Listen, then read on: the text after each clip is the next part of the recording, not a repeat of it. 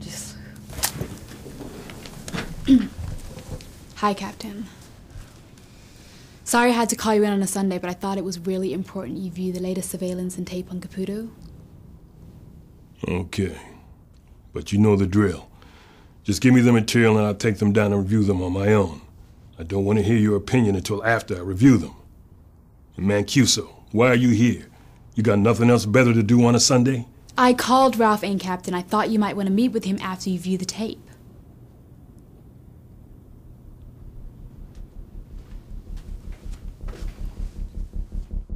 I'm sure I will.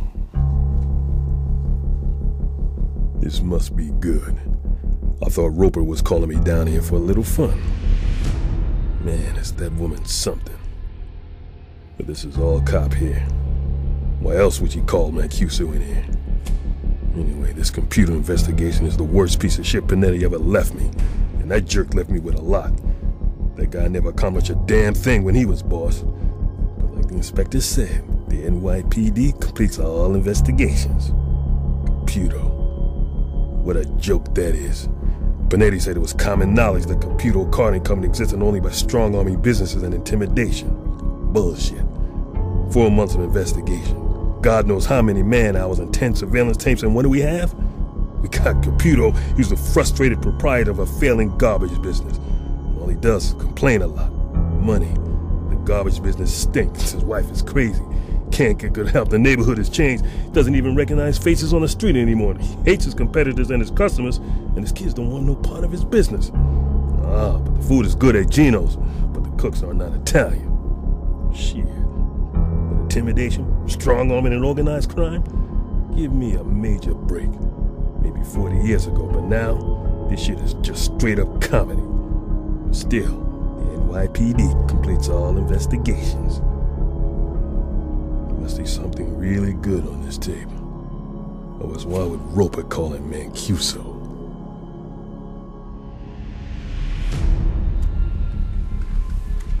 Okay. Let's see what we got.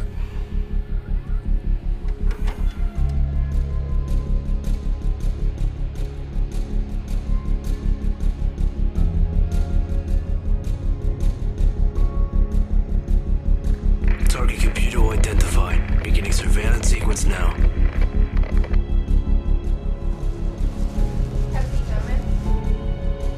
Wait a minute. That's not Caputo. It looks like Caputo, but that's not him. They're taping the wrong guys.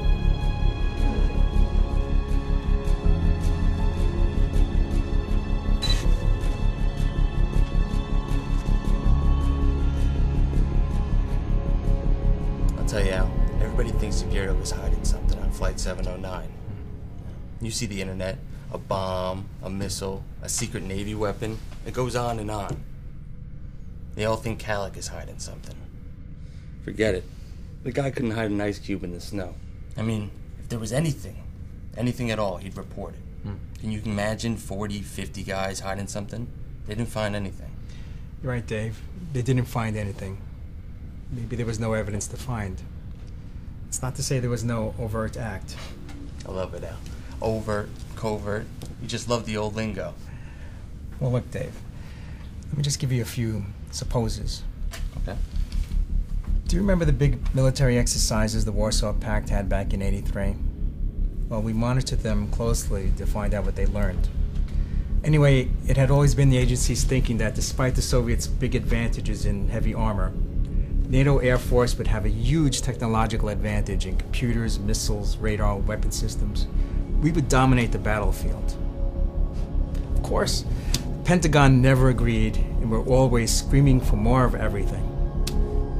Well, lo and behold, the Soviets had their big war games. And guess what? What? The Soviets came to the same determination as our analysts. They concluded just as we did. NATO would have air supremacy.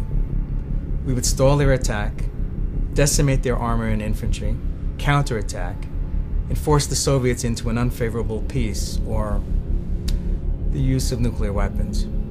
So? Well, the point is, the Russians didn't think they could economically or swiftly enough upgrade their air force. Simply put, they couldn't win a war unless NATO air was neutralized. So they decided to collect their cookies, go home, and disband the evil empire. Not quite. The Kremlin wanted to solve the NATO air problem. Did they? Yes. They did. And how? Okay, look. I'm telling you this as background. It's up to you and your buddies at the Bureau to make the connections. If it suits you. Okay. The group that came up with the solution was centered at the KGB. Its leader was Andrei Dubov. Dubov. Should I know him? Was he ever in New York? No, never been outside of Russia as far as we know. He's no longer with state security. He still lives in Moscow. Our people tried to talk to him, offered him money and usual enticements. Forget it. But you figured out what he did and how it works. Yes. Okay, I'm game. What was Dubov's solution? Dubov brought in an East German munition scientist to Moscow. The guy was an expert with microfuses. He developed an altimeter fuse. A very tiny altimeter fuse. A 5mm sphere. It was designed to go pop at 15,000 feet. Climb a mountain, put it in a balloon, an airplane. The damn thing never failed. One sphere, packed with a small amount of C4 plastic explosive, goes bang to a temperature of 694 degrees. Easily enough to light jet fuel. Okay, I got it. The KGB develops these explosives. Put one of these spheres in the fuel tank of an F-16 and it explodes when it climbs to 15,000 feet. Uh-huh. The KGB has many covert agents in the West. Some are directed to get jobs at refineries in Europe that make jet fuel or transport companies. Am I right? Go ahead. The agents are trained to introduce the spheres into the fuel supply. When war comes, the jet fuel moves fast. Suddenly, planes begin to explode. NATO has to ground their air forces to find out why. By the time they do, the tanks have already rolled out. Pretty much. The spheres were developed, tested, and manufactured in 1984 and 1985. They pretty much had the same color and specific gravity as jet fuel. This made them virtually invisible to the naked eye. There were two types. One was designed to explode at 15,000 feet. The other was designed to go bang on descent at 2,000 feet. Late in 1985, during the worst in Afghanistan for the Soviets and after Grenada, the KGB estimated the probability of war with the West at about 40%. Early in 1986, the spheres were distributed. As far as we know, 24 agents were armed with 5,000 spheres each. But they were never ordered to deploy. Okay. Who were they and where are the spheres? Actually, all were identified. 22 were arrested and the spheres recovered. The other two? The other two. One is dead. The sphere is not recovered.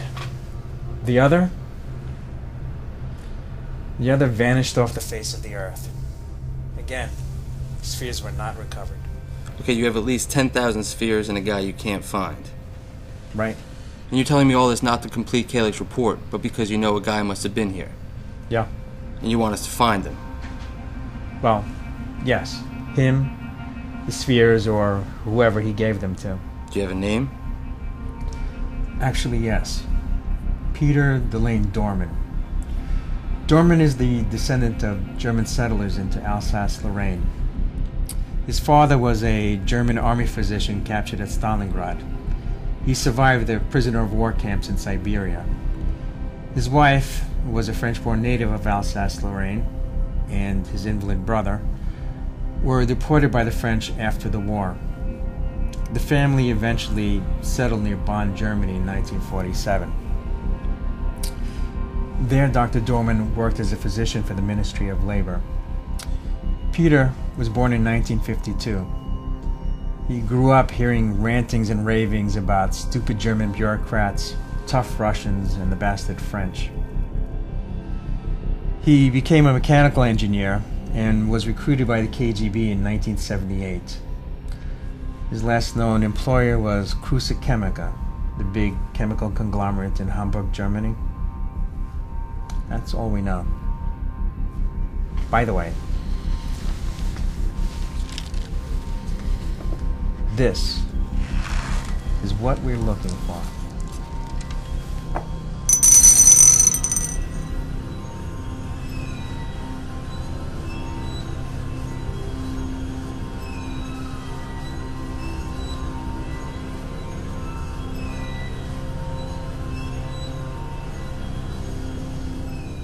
So you really did it?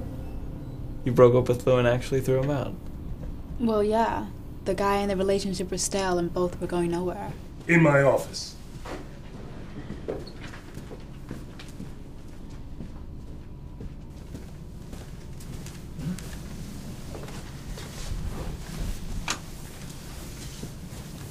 So, Captain, what did you think?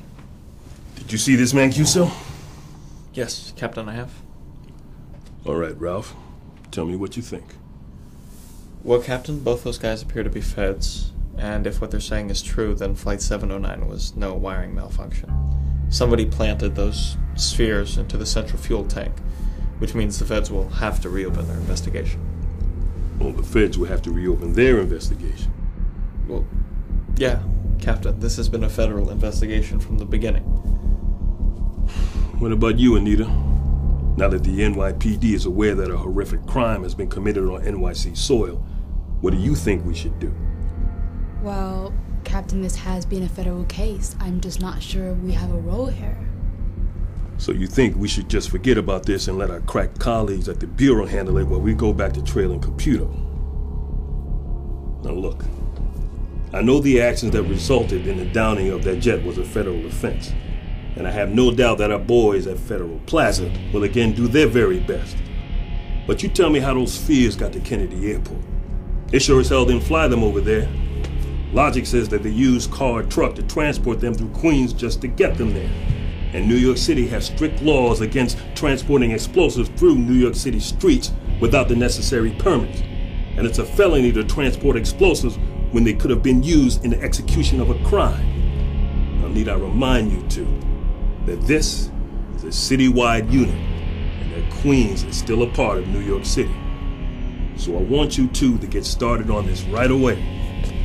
I have more faith in our team than the white-collar corps at Federal Plaza. So we'll meet here tomorrow morning at 11 a.m., okay? Let's get at it. Oh, Anita, I need you to stick around for a minute. I need you to come with me to talk to those guys on surveillance. They're on stakeout outside of Gino's. They need to take the right people. And the last thing I or the department needs is a lawsuit claiming that we violated someone's rights. Mancuso, I'll see you tomorrow morning at 11 a.m. What? You think I'm gonna forget about this and keep wasting my time with Caputo or whatever stupid investigation that the brass dreams up? This thing is huge. This Dave is Dave D'Alessandro. He's chief of FBI counterintelligence in New York. Now, he's made his reputation on those Chinese and Russian spooks at the UN and the consulates. From what I know, he's ran some great stings. But he won't be the one that does this investigation. The FBI may not even reopen the case. But doesn't any of this excite you? I thought you loved this stuff. I do, James. Do you think if the feds complain you're on their turf, the brass is gonna cover you? I don't. But you leave that up to me. Okay? All right. I gotta get home by 7.